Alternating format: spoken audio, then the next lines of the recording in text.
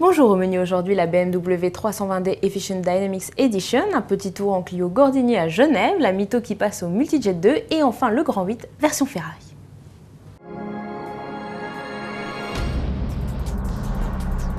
BMW passe au vert, ou plutôt au blanc Efficient Dynamics. Ce printemps est commercialisée la 320d Efficient Dynamics Edition, la série 3 la plus sobre de la gamme.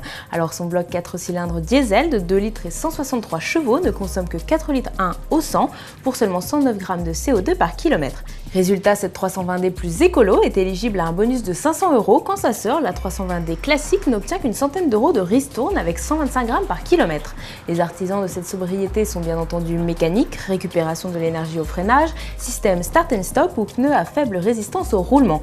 Les performances restent, elles, équivalentes à celles de la 320d classique. Tarif de départ 34 550 €.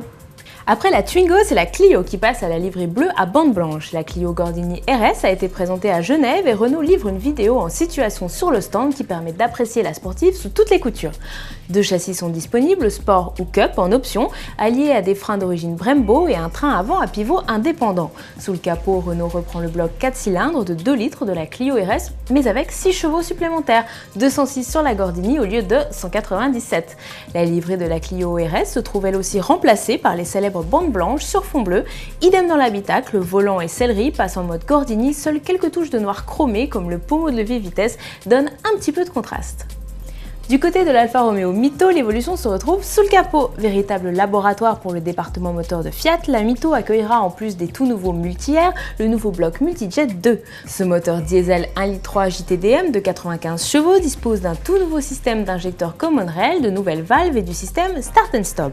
Il gagne ainsi en souplesse de conduite, mais ses performances se vérifient surtout sur le plan écologique. Grâce à lui, la Mito ne consomme que 4 litres 3 au 100 et n'émet que 112 grammes de CO2 par kilomètre. Résultat, c'est le seul bloc de la gamme Mito à bénéficier d'un bonus de 500 €.